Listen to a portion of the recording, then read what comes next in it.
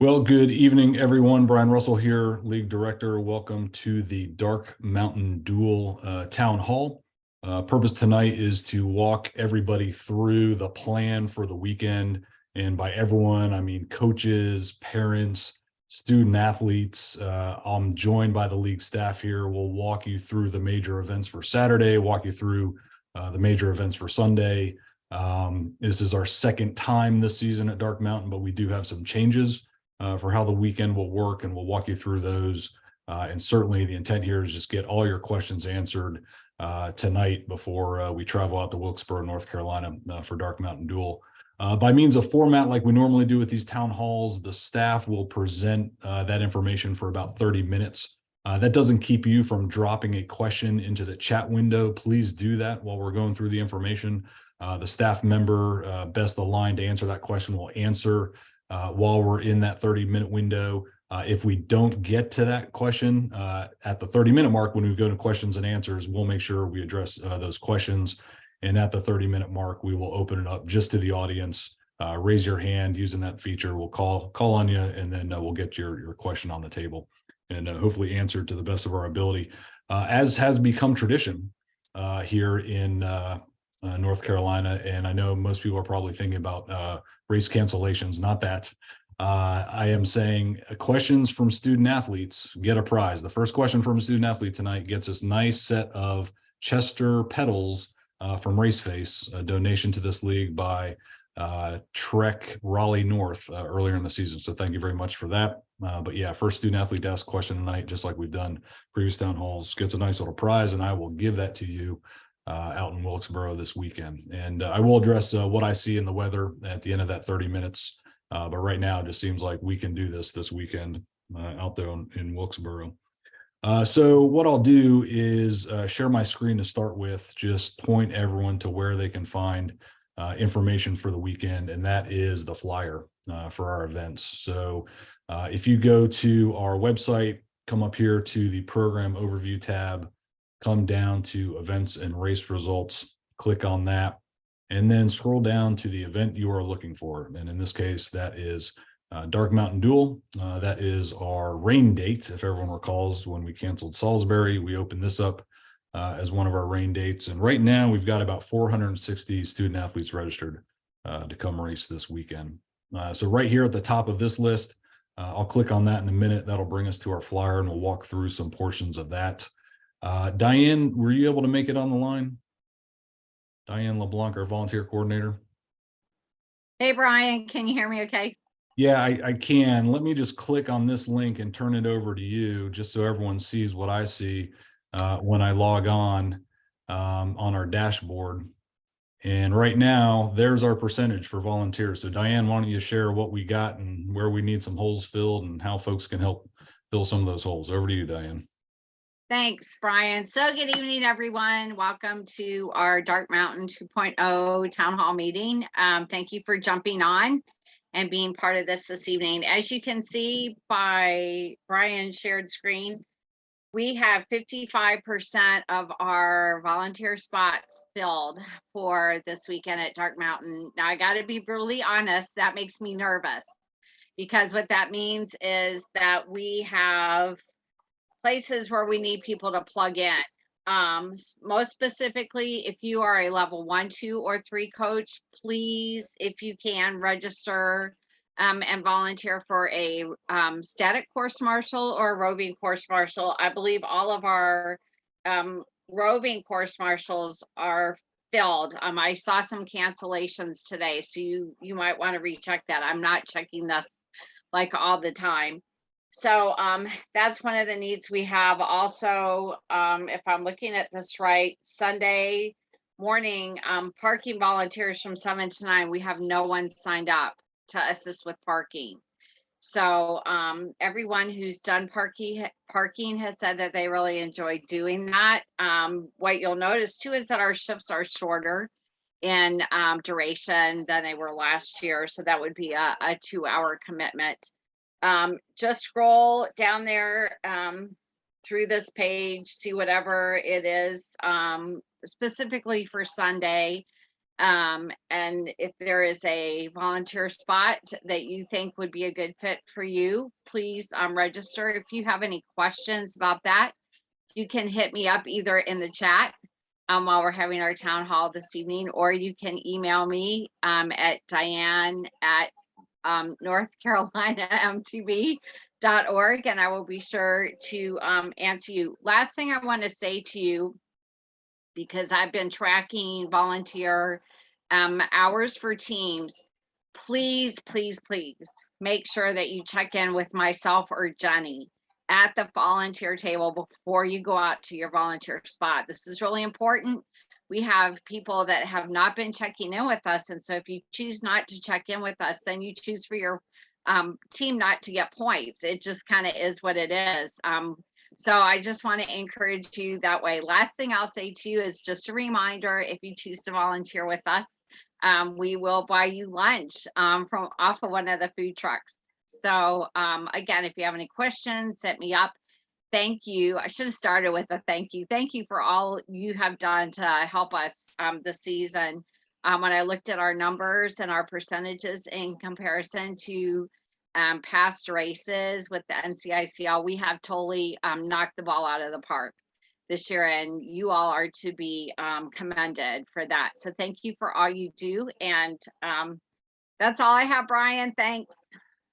Yeah, thank you, Diane, and thank everyone that's already signed up. Thanks to the home teams. I know the Salisbury home teams, we shifted them over here to Dark Mountain Duel, and even asked some of our Quaker Lake home teams, since we canceled there, to help out. So absolutely critical to what we do on the weekend. So please pay some attention to that.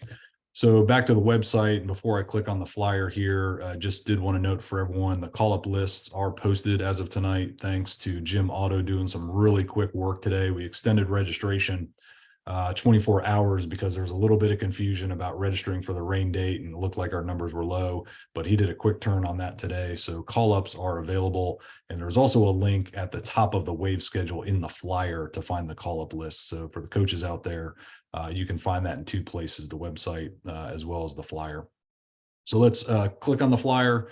Just like normal, give you a venue description here, and then really you just want to go to the table of contents and find the information you are looking for. All of it is hyperlinked. It will take you straight to that location for the information. And then what I'd want to do now is turn over to Ben Harbor, almost Mr. Wilkesboro, essentially. So very familiar with the venue, but he's going to walk us through the venue. Walk through parking and shuttle again. Those that were out at Dark Mountain the first time recognize that's a little bit different in terms of some of our venues. Walk us around what pit zone setups look like, and then course change for Dark Mountain. Want to give folks a different look at Dark Mountain for this race. So Ben, I'm going to stop sharing. Over to you, please, and walk us through the venue. Will do. Thanks, sir. And I will share my screen here. We'll start with the flyer from the parking aspect of it. In the parking, we will have our shuttle service again this year, this weekend. That shuttle service will be running both Saturday and Sunday. It'll be a full-time run. If you click on that link to the Google Doc, it'll give you the description of the time frames we're running and who we're running with. The Wilkesboro Transportation Authority, who we'll be contracting with. And they'll be going from Saturday morning 10 a.m. until 5:30 late in the afternoon on Saturday, continuous shuttle, and then 8 a.m. Sunday until all cars have been received Sunday afternoon and retrieved and gone home. The link to that map of where we're doing the shuttle can be found right there in the link. I will bring that up as well. Again, we're parking down towards the River's Edge Park. It's the old airport is what we call it. If you'll just park along the side of the road there are marked spaces. Pull into the space, lock your car, collect all goodies, walk up to the unload load orange square, and the lovely drivers from the Wilkes Transportation Authority will drive you back up to Wilkesboro. If you can convince them to stop at Dixie Donuts, I'd highly recommend it. Great donuts. And then they'll drop you back off over here at the Dark Mountain lower parking lot like they did last time. That is the shuttle service. It's all found in that link in our race flyer. If you go back to the race flyer and go way on down to our, using the lovely table of contents, go down to the course venue setup, and you'll see a map. It looks a little different for this time around. We've decided to lengthen the course and add a little bit more funness to your weekend. We are doing a route called the Lake Loop. We still provide you the fun uphill getting into the woods, the new great, what we call the bermed Dogtown Loop. And then when you get to the intersection of the core trail that used to go to the left here, and we go up and come in and do the downhill, now we're going to give you another downhill called the Lake Loop. It is a fun rolling downhill all the way down to the water's edge. I do not recommend you rolling off into the water. It would be slightly cold and bumpy. And then we'll do another little bit of hill climb back up, and you get to do the same fun greeny meany downhill that you did the last time. This length of the new course is roughly from the start line all the way back to finish is roughly 5.5 miles in length. You may question, how much hill climb do we have? We didn't add much. It's a total elevation change, climbing of 440 feet. It's kind of ironic how we did that. But there is a course change. So if you've never ridden the Lake Loop, please come out Saturday for the pre-ride. You will want to see that fun downhill and uphill climb. If you got any questions, certainly hit us up in the chat and we'll do what we can to answer questions. I see one from Sunny Grant. There is parking at the venue, as we did last time, down at the lower section. What we'll do is you'll come down across the dam, come down the big hill, and there'll be parking attendants to help direct you into the field to your right as you come in. Fill up that section, and then we'll start filling up at the top of the dam around the picnic shelters up in this grass section. And once these two are filled up, the shuttle service will be running back and forth from the YMCA River's Edge parking lot back to the venue. The shuttle does not carry bikes. So if you need to unload equipment, we ask you to come down, unload your equipment quickly, and then drive your vehicle back to the shuttle.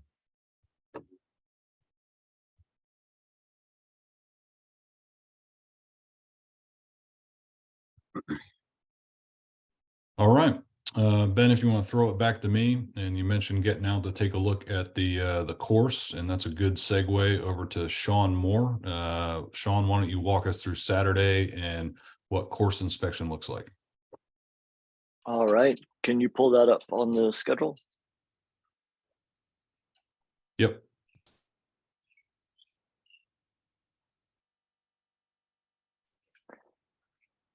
So I've already gotten a couple of questions about clarification of the flags for course inspection. So we'll kind of get to that, but we're going to do the coaches meeting, or actually I won't, but Jeff Cathy, who will be playing the part of me this weekend, will have the coaches meeting at 11:30. And then following that, we will have the red flag portion of our course preview, the pre-ride section, from 1:30 to 3. That is for all student athletes who participate in a single lap course. So that's all 6th grade, 7B, 8B boys, and 7, 8 females. They will all be in this section. Coaches, if you will kind of divide into 2 groups, your more experienced single lap racers and your less experienced single lap racers. Put your more experienced in a group that is coach led at the beginning, and then kind of hold back and send your less experienced group out coach led with a second kind of wave, so that we can sort of divide up. Anticipate stopping. So if the team in front of you stops, stop and wait for them to finish looking at something or sessioning something, unless they direct you to pass them. And if they direct you to pass them, by all means pass them. But then other teams, be mindful, if there is a team waiting on the side, they are going to need to integrate back on at some point. And so be kind and courteous and let them back in whenever they are ready to move forward on that lap. Anticipate being able to do a single lap in this 1.5 hour period. All of those groups are coach led, just like any other group ride. So a level 2 or level 3 coach leader, and that ratio is going to be 2 coaches to 8 student athletes or 1 coach to 6. After that, we'll get the yellow flag. So same setup, really looking at just doing a single lap or so of course preview with all multi-lap student athletes. And those again are coach led. By all means, go out. You probably are not going to need to stop and session things as much, but be mindful of if a group stops or slows down in front of you, just back off and stop or slow down as appropriate. If they wave you through, by all means, pass them, but be ready to integrate them back in when they're ready to re-enter the trail. After that, we move into the green flag. And my guidance for this is that this is the buddy system section of our course preview. And any experienced student athlete that the head coach, because you know your student athletes, deems is capable of going out on a ride under green flag conditions with a buddy, by all means, we want them to go out there and enjoy themselves. If it is a student athlete that you have any concerns about, by all means, they should not be out on the green flag. But again, because this is buddy and because this is all student athletes out there riding on their own using the buddy system, you need to make them aware that they should not be intending this to be a race pace. It is going to be somewhat quicker because they're not going to have the constraints of other teams in front of them, but they still need to be kind and courteous. They still need to pass by asking and waiting to be given the okay to pass someone. This is not a mini race. This is not a hot lap warm up.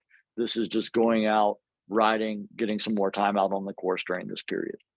The last lap should be started no later than 5:15. If it's after 5:15, those student athletes are done.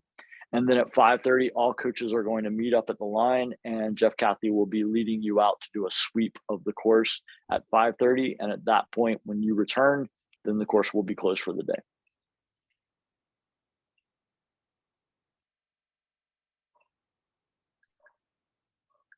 Are there any questions about that? And just a reminder for coaches, Brian Wood did a good job updating the emergency action plan for Saturday when we don't have EMS on site. So please familiarize yourselves with the EAP. With that, why don't we transition over to Shell Frost and talk about the adventure and grit activities on Saturday. And pretty cool, Shell, Women's Mountain Biking Day on 6 May, Saturday. It's almost like we planned that for the grit activities. Yeah, so for grit, we'll have the grit pre-ride check-in is at 11:50. So any student athletes who registered in the pit zone for that can show up at 11:50 to check in. 1:30, the grit tent activities will begin. That's open to all female student athletes. 2:30, we're gonna have a health, wellness, and nutrition chat. Then at 3 o'clock until 3:30, we have the grit re-ride for multi-lap student athletes.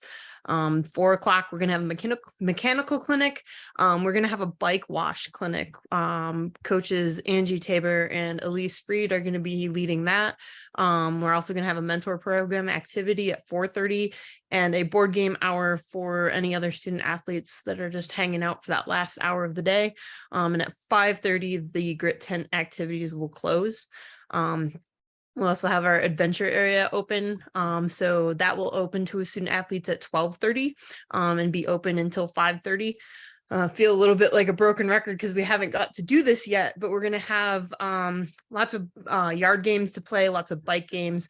We're going to have a skills course prepared for you, or you can also choose to build your own skills course to challenge yourself or your friends. So lots to do there. I saw on the volunteer sign up, we have some superstar coaches signed up for volunteers for the adventure tent. So I'm pretty stoked about that. There's a lot of fun personalities there. So if you stop by, you're sure to have a really good time. So come and check it out. All right. Thank you, Shell. Yeah, certainly got questions on any of that on Saturday, drop in the chat, or we'll catch you up when we get to the Q&A period. Let's roll into Sunday. just briefly, I will highlight some of the changes we have. No changes to how we're doing staging and call-ups. Most everyone's familiar with that now, but we will call up. The call-up lists are published. Every athlete knows their order that they'll get called up in. Coach has done a great job lining everyone on staging area, and yours truly calls them up by name per category and field and the like. Just again, call-up lists, if you want to know what they are, it's linked here in the flyer as well. Thanks for the recommendation from one of our coaches to do that. So it should be pretty easy to find. I did see someone answered Jeff LeBlanc's question about lap counts for the longer course. Yes, lap counts for this weekend are reflected in the flyer. So look there for the lap count for your wave category, field, and the like. Racing starting at 9 o'clock again. No major changes or just slight changes to the staging times. Please pay attention to those. A little more gap with the longer course, but again, everything is accurate in the flyer for staging times and lap counts. I did want to point out here that we have reordered Wave 2, which is JV1 boys and freshman boys. We've just found with a couple races of data that the order we have them listed here on the flyer are pretty much the order they're racing in terms of speed. So we think we're going to reduce some passing opportunities by ordering the fields this way.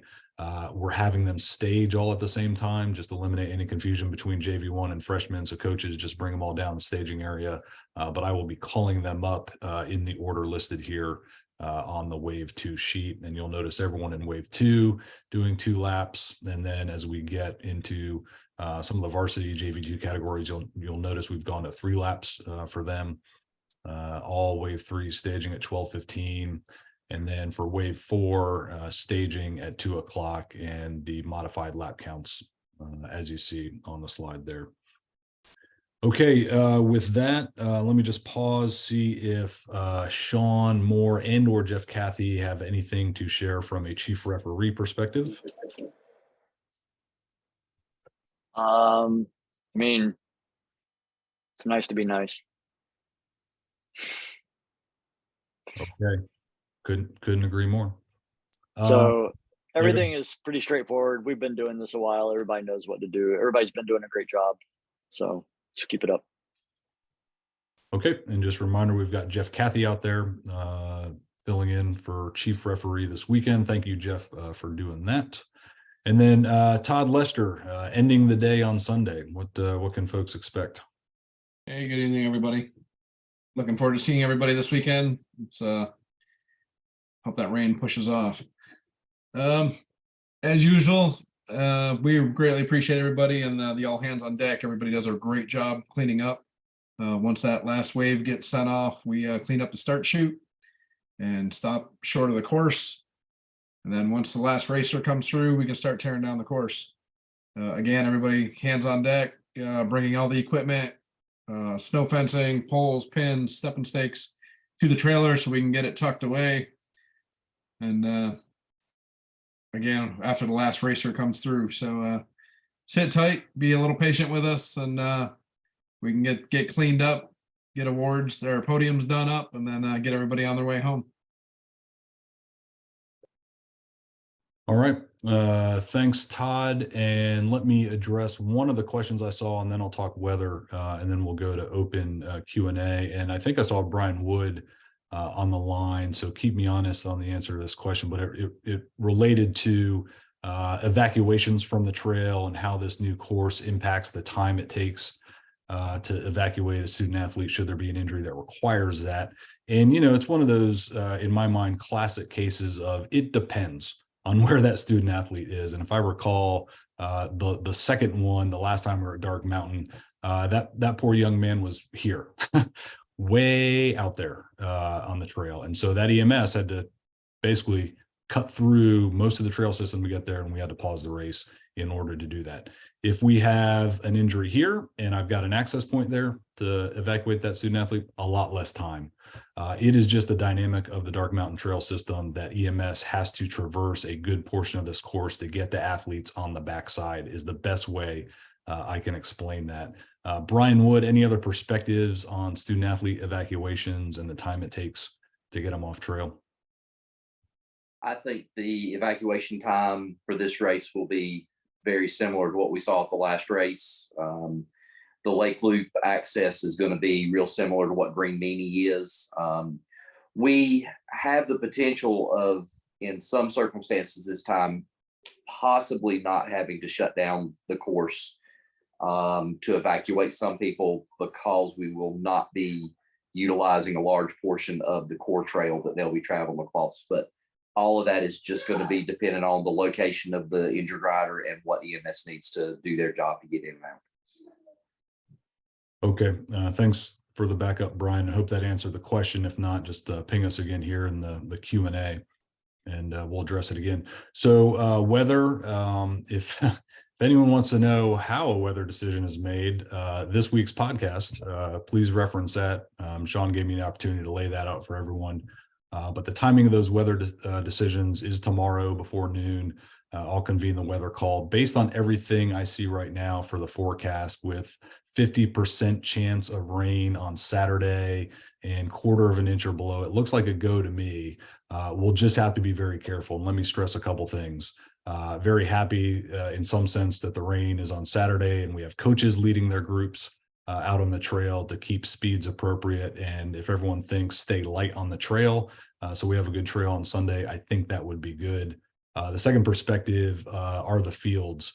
If everyone wants to see what a good Mudfest looks like, ping Ben Harbor after this, and he'll show you some pictures from Merlefest last weekend of tow trucks dragging trucks out of fields for Merlefest. Right now, the fields we're parking on, the fields we're using for pit zone, are pretty firm and pretty dry, but I'm going to ask everyone to approach everything this weekend with a very light touch. The land manager, very sensitive to the field conditions out there, a little sensitive to the trails. We were on the edge for the last Dark Mountain. And so let's just be very respectful of the property out there this weekend so we can continue to have the race on Sunday. But again, what I see right now, everyone brings some wet weather gear, a change of clothes. Let's keep it safe on the trails. It looks like we're a go, and I'll get that message out by noon tomorrow. So with that, we are at the 30-minute mark. Let's open up the floor. Shell, have we missed anything in the chat? We can start there, and then we'll start doing the raised hand and answer some questions. I think we should use some clarification on lap counts for this weekend.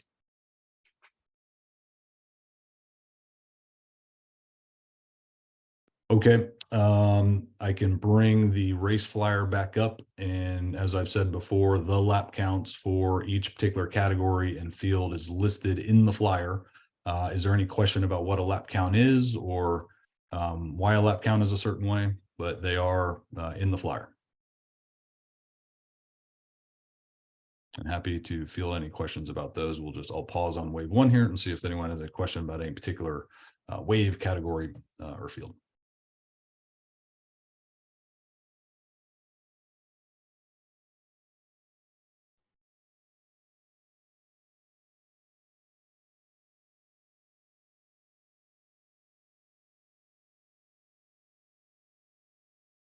And I don't see any other questions in the chat. So if anyone has some, feel free to chime in.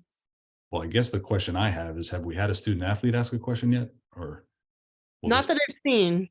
Be our first town hall without a student athlete. Coaches, parents, go get your student athlete. Nice set of pedals.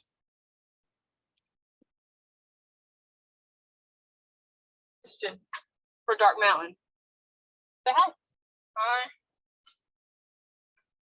Do you have a question about the race this weekend?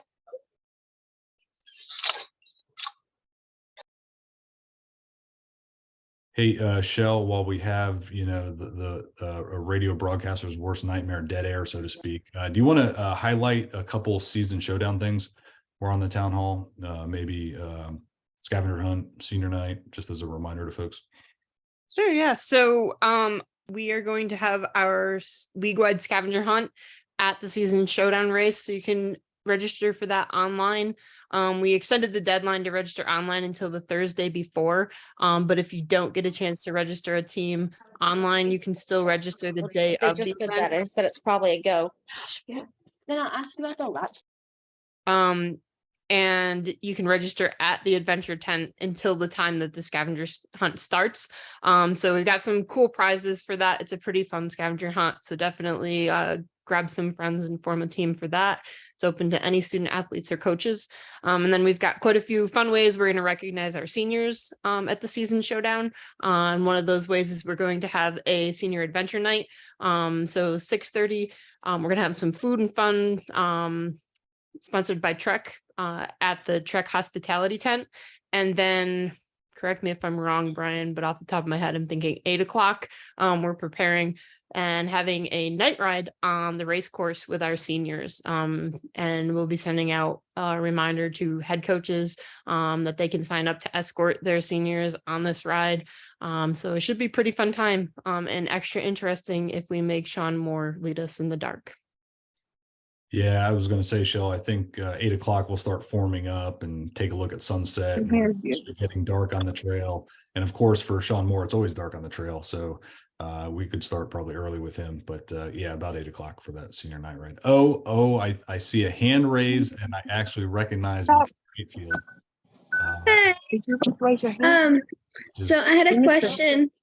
What is the reason that they're changing the course setup for this race?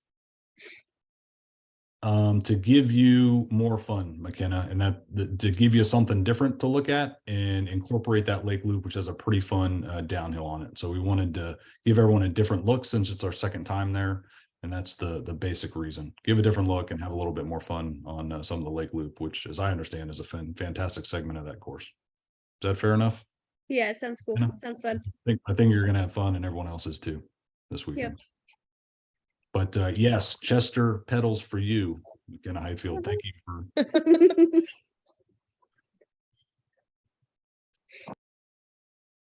All right. Any other questions from the audience for Dark Mountain Duel?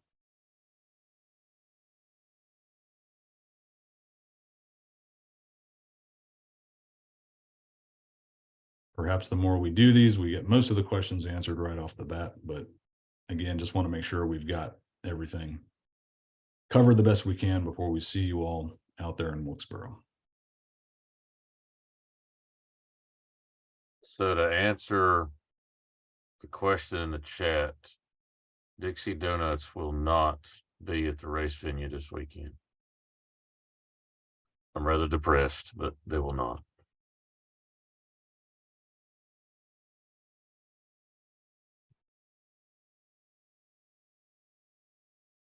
All right, we'll give it about 1 more minute for any questions before we close out. Again, thanks everyone for attending. And because it's been a while, certainly looking forward to seeing everyone out there again at Dark Mountain. Okay, I think that's about it. Oh, wait. Oh, Jeff LeBlanc with the last minute hand raise. Okay, Jeff, what you got? I just wanted to wait until everything else was finished before we told you, Diane and I decided to continue our vacation, and we came out to Mayodan. So we've been camping out here since Thursday. Just last Thursday. Just want to let you know, it rained Friday, it rained Saturday, it rained Sunday. Temperatures have been in the low 40s in the morning. I couldn't even get out to Mayodan to ride the trail until Tuesday when it was finally dry enough to actually go out and get a ride. It was an awesome trail. I love Mayodan. I love the rocks. But the call for the race last time, right online, it had been a miserable, crappy weekend. If I can't get out there and ride, nobody else would have been able to get out there and ride. So, but we're enjoying our new camper. So we've been out here, and we will be moving to Wilkesboro tomorrow to meet everybody else up there. So we're just kind of hanging out here in Mayodan, but enjoying the vacation. All right. Well, Jeff and Diane LeBlanc, thank you for the trail report. Be sure to fill out your economic impact survey for Mayodan, because you'll be the only two in the league to do that. And yeah, whenever because I've had to do it 3 times right now, make a race cancellations, I refuse to look at the forecast after I make the call. So thank you for some feedback on that. And McKenna Highfield, I only have 1 set of pedals. But go ahead if you have another question. That's fine. This is from Mom, but I know that you went over it earlier, but I just wanted to clarify the new portion of the race course. You said it was largely downhill for like the first half of the new section. And is there more uphill then to get back to the start? Yeah, so it goes downhill for roughly the first half of it, mile of it, and then Okay. it climbs back up towards the core trail where you get on to Greeny Meany. So it is a Okay. down and an up. And then so they'll have a little bit of a respite between that uphill and the very beginning of the course uphill for those who have multiple laps.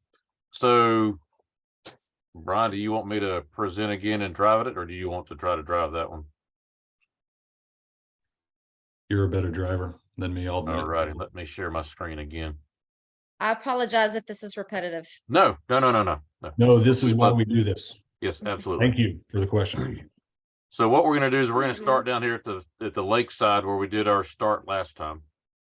And the students will go up across behind the food trucks, Mhm. climb up the hill like we normally do, go through the fun little turn sections, do a steady climb on the back side of the property all the way up till you get to this section to what they did, the new berms. And that section here is what we call Dogtown because it kind of meanders like a dog through the woods. And then you get all the way back through the new section where they cut all those fun berms, come back to this intersection where my hand's at. And that's where we used to take a left to go the core trail and just basically parallel right here, jump back in. What we're gonna do now is we're gonna take a right and go down another fun downhill section all the way down to the lake. Then we're gonna climb back up this side of the ridge to pretty much within 20 feet of the core trail.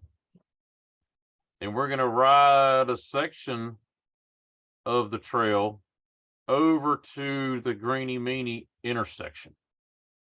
This is where the Greeny Meany intersects where you were coming in from over here last time. Then you're gonna do a pretty hard right-hand turnaround, 180-degree turn. Drop into the Greeny Meany downhill. First two fun little berms right there. Rolling past, waving at our course marshal there at the rock garden, and riding a single track all the way down the hill to the finish. Okay. So you climb up like we normally did, up and down through the hills around the grandma's house we go to Lake Loop. We roll down the fun Lake Loop. It's got a few fun berms, some nice fast rolling down hills. Get a rest at the bottom of the lake, and then it's just a steady uphill climb with some flat spots and a few downhill sections. Climb all the way back up to Greeny Meany, and then you get your second fun downhill to exit the course. Cool. All right. Thanks so much. I appreciate it. Oh, you're welcome. Okay, anything else from anyone else before we sign off? I do have a quick question. Sorry, I joined a little late. This is Sharif. Hello, Sharif. Send us your question. What you got? What are the chances of the race being canceled or just to, we're doing for Sunday, the deal what we did last time with the forecast the way it is? Yeah, right now, to me, the forecast is a go. We do have some rain on Saturday, which is 50% or less and pretty light right now. So I think we can mitigate that, particularly with a lot of coaches out there and leading course inspection. My main concern at that point is really just any damage to the trail. So maybe we have to make a game day decision and cut course inspection short, but I'm talking out loud, which is always dangerous to do. But right now, I think I'm going to say we're a go at noon tomorrow. Sharif, is that fair enough? That's my assessment. Good. Thank you. Sure. Brian, would you like me to add a little bit to what the land manager's eyes look at for this particular venue? Sure. Yeah. Mr. Wilkesboro. Yeah, ahead. so I'm Ben Harbor, the local coach for the Wilco Wolves, town local here in Wilkes County. The W. Kerr Scott land manager, it's federal land, has a policy of if the trail system receives an inch of rain in a 24-hour period, the trails are closed. That's a substantial amount of rain for our system and area. The trail drains very, very well. but they have a standing policy, an inch of rain in 24 hours, they close the trails. They check it every single day at 7:30 in the morning and have to report that to National Weather Services every single day. So we will have that total in the morning on Sunday. So whatever you do, seances, point west, bow down, do whatever, do your rain dance, so push it out somewhere else.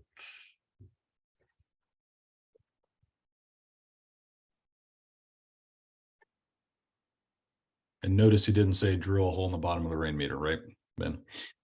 I mean, if somebody were to accidentally trip and knock the rain gauge over, I Whoops, can't fault their walking abilities. how did that happen? Yeah. Yep. Thank you for, yes, the policy on our land manager there. Thank you for that. Okay, anyone else? At the 45-minute mark.